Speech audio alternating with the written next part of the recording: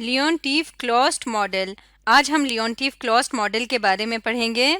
जैसे कि हम जानते हैं कि लियोनटीफ मॉडल शो करता है इंडस्ट्रीज के दरमियान इनपुट आउटपुट रिलेशन को या इंटरडिपेंडेंस को। तो लियोनटीफ-क्लॉस्ट मॉडल क्या है? When there is no consumer demand, यानी इस मॉडल में हम स्टडी करते हैं कि इंडस्ट्रीज का सिर्फ एक दूसरे के ऊपर कितना डिपेंडेंस है, यानी एक इंडस्ट्री का जो आउटपुट है वो दूसरे इंडस्ट्री को कितने मिकदार में इनपुट के तौर पे चाहिए, और इस चीज़ को जहन में रखते हुए उस इंडस्ट्री को कितना अपना आउटपुट प्रोड्यूस करना चाहिए, तो उसको कहते हैं लियोनटीफ-क्लॉस्ट मॉडल। इसमें यह नहीं बताया होता कि बाहर जो कस्टमर है, कंज्यूमर्स हैं, इन जनरल उनको कितना आउटपुट चाहिए होता है या उनकी क्या डिमांड है। इस मॉडल को हम एक रियल लाइफ प्रॉब्लम से समझते हैं। प्रॉब्लम है 3 home owners, John, Louis and Carols. 3 लोग हैं जिनके अपने अपने घर हैं। ईच विद सर्टेन स्किल्स, हर किसी के पास एक मखसूस स्किल है। Agreed to pool their talents to make repair on their houses, तीनों मिलकर डिसाइड करते हैं कि हम अपने अपने घर में रिपेयर करेंगे। As it turned out, John spend 20% of his time on his own house.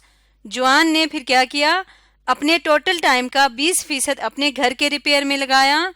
40% of his time on Louis his house, जबकि अपने टाइम का 40% लुइस के घर के रिपेयर में लगाया और 40% कैरल के घर के रिपेयर में लगाया। Louis spend 10% of his time on John's house, जबकि लुइस ने 10% टाइम जॉन के हाउस पे, 50% टाइम अपने घर पे और 40% टाइम जो है वो कैरल के घर पे लगाया। इसी तरह से कैरल ने अपने टाइम में से 60% was spend on John house, 10% on Louis house and 30% on his own house. तो तीनों ने मिलके अपने घरों की इस तरह से रिपेयर किया, हर किसी के सर्टेन स्किल्स को यूज करते हुए। अब वो कहते हैं now that the projects are finished, अब उनके घर रिपेयर हो चुके हैं। They need to figure out how much money each should get for his work, तो अब उन्होंने डिसाइड करना है कि अपने अपने काम के लिए उन्हें कितने पैसे मिलने चाहिए सबको, including the work performed on his own house. अपने घर पे भी जितना टाइम लगाया उसको भी इंक्लूड करना है, so that the amount paid by each person equals the amount received by each person, ताकि हर बंदा जो अमाउंट पे करता है उतने ही अमाउंट में उनको वापस रिसीव भी हो जाए। They agreed in advance that the payment to each one should be approximately $3000। वो एग्री करते हैं कि जो एक दूसरे को पेमेंट देनी है वो तकरीबन $3000 होना चाहिए। अब ये एक क्लोज्ड मॉडल है। क्लोज्ड मॉडल कैसे है कि अगर हम सपोज करते हैं इंडस्ट्रीज की जगह ये 3 पर्सन्स को, तो यहाँ पे हम 3 पर्सन्स की टाइम की इनपुट और उसके रिजल्ट में जो वर्क एज आउटपुट आ रहा है उसके रिलेशन को स्टडी कर रहे हैं। इसके अलावा ये अपना टाइम कहीं बाहर किसी 3rd 4th कस्टमर को नहीं दे रहे, तो इसका मतलब ये तीनों ही अपने और एक दूसरे के काम कर रहे हैं, यानी ये इंटर रिलेटेड हैं, इंटर डिपेंडेंट हैं। तो ऐसे मॉडल को क्लोज्ड मॉडल कहा जाता है। आप इसको इस तरह से जहन में रख सकते हैं कि फॉर एग्जांपल जॉन, लुइस और कैरल, ये 3 पर्सन हैं, तो तीनों पर्सन जो है वो एक दूसरे के काम आए हैं, एक दूसरे के लिए इन्होंने काम किया है अपने स्किल्स को यूज करते हुए। इस सर्कल से वो बाहर नहीं गए, इसलिए ये तीनों एक सर्कल में क्लोज्ड हैं। इस तरह से आप ये बात याद रख सकते हैं। तो अब सबसे पहले इस मॉडल का हम इनपुट आउटपुट मॉडल बनाएंगे, इनपुट आउटपुट टेबल बनाएंगे और इसको आगे सिंप्लीफाई करना शुरू कर देते हैं। तो इस तरह से हम टेबल कंस्ट्रक्ट करते हैं और इस टेबल के अंदर हम वैल्यूज को इनपुट करेंगे। तो क्योंकि रो वाइज आउटपुट को शो किया जाता है, इसलिए हम फर्स्ट रो को कंसिडर करेंगे work done on John's house, second row है work done on Louis house और थर्ड रो है work done on Carol's house. इसी तरह से कॉलम वाइज चलेंगे, तो ये क्योंकि इनपुट को शो करता है इसलिए ये कॉलम्स हमें बताएगा कि जॉन ने कितना इनपुट दिया है, यानी जॉन ने कितना काम किया है, इसी तरह लुइस ने और कैरल ने। तो अब यहाँ पे इस टेबल के अंदर हम वैल्यूज को फिल इन करते हैं। यहाँ से आगे वैल्यूज का बताया हुआ था कि John spend 20% of his time on his own house. John ने वर्क डन जो किया है वो हमने कॉलम में लिखना है। तो जॉन ने 20% अपना टाइम जो है अपने घर पे काम पे लगाया, तो 20% को हम लिखेंगे 0.2, डेसिमल में कन्वर्ट करके लिखेंगे। इसी तरह से 40% उसने लुइस के हाउस पे लगाया, तो इसको हम लिखेंगे 0.4, ये कॉलम में इसलिए लिख रहे हैं क्योंकि ये जॉन की इनपुट्स हैं और इनपुट हमेशा कॉलम वाइज और आउटपुट हमेशा रो वाइज आते हैं। एंड 40% ऑन कैरल हाउस, 40% उसने कैरल हाउस पे लगाया।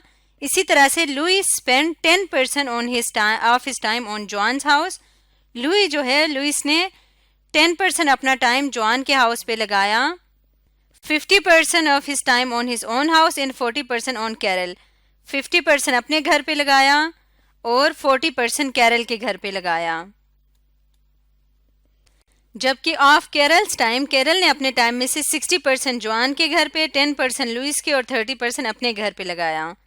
60% जॉन के घर पे, 10% लुइस के घर पे जो कि 0.1 हो जाएगा और बाकी के 30% उसने अपने घर पे टाइम स्पेंड किया। तो इस तरह से ये हमारे पास इनपुट आउटपुट टेबल आ गया। अब हम सपोज करते हैं कि जॉन ने जो काम किया उसके बदले में जो उसको पेमेंट मिलनी है उसको हम कहते हैं x। इसी तरह लुइस के काम के बदले में उसको जो पेमेंट मिलनी है वो y, और कैरल के काम के बदले में जो उसको पेमेंट मिलनी है उसको हम z कह देते हैं। तो अब इसको किस तरह से हम लिखेंगे? जो जॉन को पेमेंट मिलनी है वो किसकी इक्वल होगा? वो इक्वल होगा जितना टाइम उसने जॉन के घर पे, अपने घर पे स्पेंड किया अपने घर के रिपेयर में, वो प्लस जितना टाइम लुइस के घर के लिए स्पेंड किया वो, प्लस जितना टाइम कैरल के घर के लिए स्पेंड किया। इन सब को प्लस करेंगे टाइम को, तो उस हिसाब से उसको अपना वेज x मिलेगा।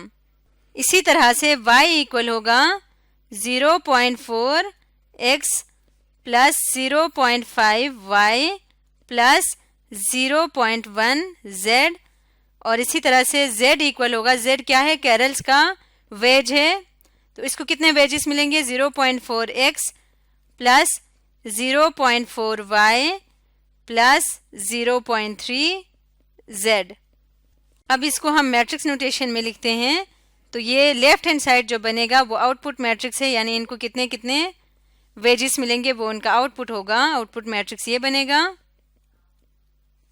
जिसको हमने फाइंड करना है, इज इक्वल टू, यहाँ पे इनपुट आउटपुट मैट्रिक्स कौन सा होगा? 0.2, 0.1, 0.6, 0.4, 0.5, 0.1, 0.4, 0.4 और 0.3। ये इनपुट आउटपुट मैट्रिक्स है जो तीनों ने मिलके एक दूसरे के घर पे टाइम स्पेंड किया उनके रिपेयर पे, और ये मल्टीप्लाई होगा x y z से। तो इस सिस्टम को अगर हम मैट्रिक्स इक्वेशन के फॉर्म में लिखें तो ये इक्वल होगा x इज इक्वल टू, इसको हम नाम दे देते हैं m इंटू x। ये हमारा सिस्टम होगा x equal to m into x। जब भी क्लोज्ड मॉडल होगा तो इसी तरह का हमेशा सिस्टम बनेगा। अब यहाँ से हमने x की क्यों की वैल्यू निकालनी है, तो हम लिख सकते हैं x minus M X is equal to 0, और यहाँ पे x की जगह पे मैं कर सकती हूँ i इंटू एक्स। इसमें से i माइनस m कॉमन ले लें, सॉरी x कॉमन ले लें, तो ये आ जाएगा i minus M into X is equal to 0। अब हमने इस सिस्टम को सॉल्व करना है x की वैल्यू के लिए। उसके लिए सबसे पहले हमें i माइनस एम फाइंड करना पड़ेगा। तो यहाँ लिखते हैं i माइनस एम। i क्या है? आइडेंटिटी मैट्रिक्स है और इसका ऑर्डर उतना ही होगा जितना m का ऑर्डर होगा। तो जब इसको माइनस करेंगे, माइनस करके सिंप्लीफाई करेंगे तो हमारे पास सिस्टम आ जाएगा 0.8 माइनस 0.1 माइनस 0.6।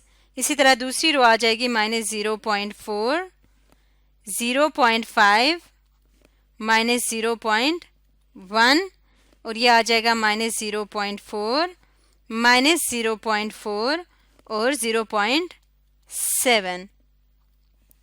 तो ये हमारा सिस्टम आ जाएगा। इसको x से मल्टीप्लाई करेंगे इसमें, तो फिर क्या आ जाएगा? i minus M into X is equal to 0। इस सिस्टम में पुट करना है, इसको x के साथ मल्टीप्लाई करेंगे। इन वैल्यूज़ को पुट करने के बाद इक्वल टू 0 रख के इसको सॉल्व करेंगे, तो यह आ जाएगा 0.8 into X minus 0.1 into Y minus 0.6 into Z is equal to 0, ये 0 मैट्रिक्स है, minus 0.4 into X minus 0.5 into Y minus 0.1 into Z is equal to 0, और यहाँ से आ जाएगा minus 0.4 into X minus 0.4 into Y plus 0.7 into Z is equal to 0। अगर ये confuse करता है तो आप इसको मैट्रिक्स फॉर्म में लिख सकते हैं, क्योंकि ये एक मैट्रिक्स ही है। ये वाली इक्वेशन हमारे सामने आ गई। ये इक्वेशन हम इस तरह से भी फाइंड कर सकते हैं, या हम डायरेक्ट यहाँ से क्या कर सकते हैं, एक्स वाई और जी को इस तरफ लेके आके इस इक्वेशन को सिंप्लीफाई करेंगे, तब भी हमारे पास यही इक्वेशन आ जाएगी। इसको हम कहते हैं इक्वेशन नंबर 1, ये इक्वेशन नंबर 2 और ये है इक्वेशन नंबर 3। अब इन दोनों इक्वेशंस को, इक्वेशन नंबर 2 और 3 को आपस में हम सब्ट्रैक्ट करेंगे, तो इस तरह से इन दोनों को सिंप्लीफाई करेंगे, तो यहाँ से y इक्वल आएगा माइनस 8/9 z के। सॉरी, यहाँ माइनस नहीं आएगा बल्कि y is equal to 8/9 z आएगा। इसी तरह से जब इक्वेशन नंबर 1 को इक्वेशन नंबर 3 के साथ सॉल्व करेंगे तो x की वैल्यू आ जाएगी 31/36 z के इक्वल। अब z की वैल्यू आर्बिट्ररी है, z की वैल्यू हम कुछ भी रख सकते हैं, लेकिन क्योंकि हमने z की वैल्यू को इस तरह से सेट करना है कि जो ओरिजिनल हमारे यहाँ पे इन्होंने कहा था इनिशियली कि वो कोशिश करेंगे कि अप्रॉक्सीमेटली $3000 के अंदर ही पेमेंट रहे, तो सब की वैल्यू x और y की वैल्यू अप्रॉक्सीमेटली $3000 करने के लिए हमें z की वैल्यू रखनी पड़ेगी $3600। तो इस तरह से x की वैल्यू आ जाएगी 3100 और y की वैल्यू आ जाएगी $3200। तो इस तरह से ये एक दूसरे को पेमेंट करेंगे कि z जो है वो 36, z कौन था, यहाँ से अगर हम देखें तो z था कैरल, यानी कैरल को जो है वो 3600 मिलेगा, क्योंकि इसने सबसे ज़्यादा इनके घर पे टाइम स्पेंड किया है, जॉन और लुइस के घर पे, जबकि लुइस को 32 मिलेगा 33,200, क्योंकि उसने जॉन के निस्बत जॉन और कैरल के घर पे कम टाइम स्पेंड किया। इसी तरह जॉन को सबसे कम मिलेगा, और जो अमाउंट नीचे आए हैं यहाँ पे वो क्या है, z, x और y अमाउंट है। ये अमाउंट जितना इन्होंने रिसीव किया है, जैसे कैरल ने 3600 रिसीव किया है तो कैरल को इन दोनों को 3600 देने भी होंगे। तो इस तरह के मॉडल को, जिसमें 3 इंडस्ट्रीज का या नंबर ऑफ इंडस्ट्रीज का आपस में एक दूसरे के साथ इंटरलिंक या एक दूसरे के ऊपर डिपेंडेंसी को स्टडी करें, और इसके अलावा चौथा कोई फैक्टर ना हो, तो उसको क्या कहते हैं, उसको क्लोज्ड मॉडल कहते हैं। तो आज की वीडियो में हमने लियोनटिफ क्लोज्ड मॉडल के बारे में पढ़ा।